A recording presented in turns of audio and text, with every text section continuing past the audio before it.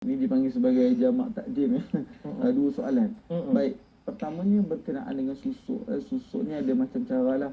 Kalau yang dia tak berapa cukup duit, dia pakai susuk perak lah. Jadi dia akan jadikan perak. Ada juga. Ada juga dia macam dia ekonomi sikit kan. Dia kata COVID ni tak ada job sangat. Dia kata maka dia pun pakailah susuk perak lah. Jadi susuk perak ni dia akan cucuk lah dekat bahagian dia. Na'udzubillah min zalik. Kalau yang buat maksiat tu, dia akan terus cucuk di kemaluan sekali lah. Untuk menguatkan kejantinaan dia, tak kisahlah jantina dia apa. Allahumma salli ala Muhammad. Kalau yang bajet dia cukup lebih sikit, dia akan gunakan emas lah. Dia akan gunakan emas yang mahal lah. Dia tak ambil 916, dia pakai yang 999 ya. Pakai yang betul-betul mahal dan dia akan cucuk.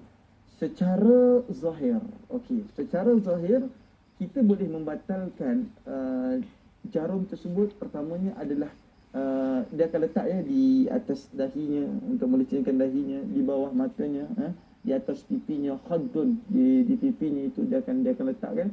Kalau para perawat nak keluarkan boleh, tak keluarkan pun boleh. Kalau para perawat nak keluarkan boleh, tak keluarkan pun boleh. Ni kalau perempuan lah. Cuma kalau kita tidak keluarkan, sebenarnya infection boleh berlaku. Boleh berlaku nanah, boleh berlaku apa-apa masalah yang lain. Tapi kalau kita baca saja ruqyah, sihir boleh terbatal. Sihir boleh terbatal. Tapi nasihat saya mesti dikeluarkan.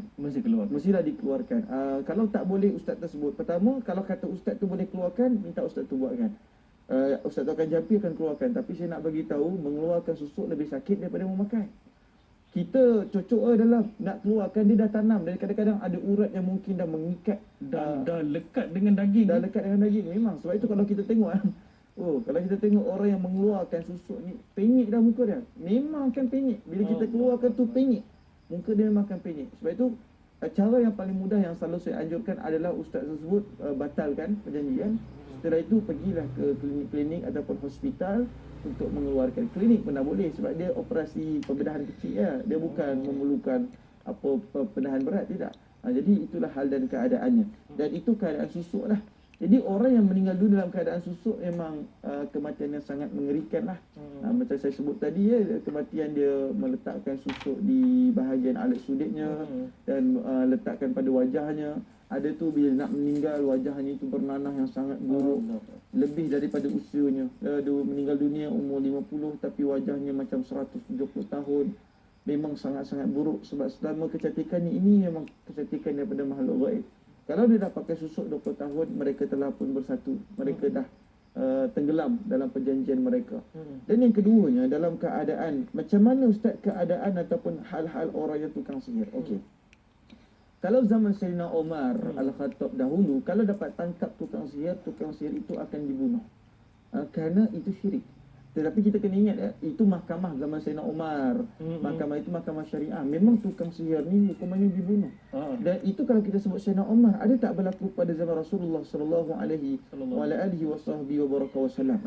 Antaranya sebagai contoh, Allahumma salli ala Muhammad, dahulu pernah juga ada orang yang cuba untuk melakukan keburukan, buat sihir, hantar pemusnahan kepada orang lain. Di atas kisahnya dua. Pertama syirik. Orang syirik ni sebab itu di sebagian negeri memang bunuhlah kepada mereka. Yang keduanya, kalau orang yang syirik dan berniatkan kepada sesuatu di hari akhirat nanti, na'udzubillah min zalik, mereka bukan termasuk golongan muslimin, mereka akan termasuk golongan kafirin. Sebab itu kita ni yang mungkin percaya dekat Tok Bomo saja, yang ambil khidmat mereka, na'udzubillah, kita juga telah terbatal akidah. Saya nak bagi tahu, kalau kita terbuat syirik ni, terbuat sihir ni, rawatannya bukan istighfar, tapi wajib mengucap 2 kalimah syahadah. Itu kena masuk Islam balik. Sebab dah terkeluar dah daripada Islam. Terbatal imannya tu. Dah terbatal.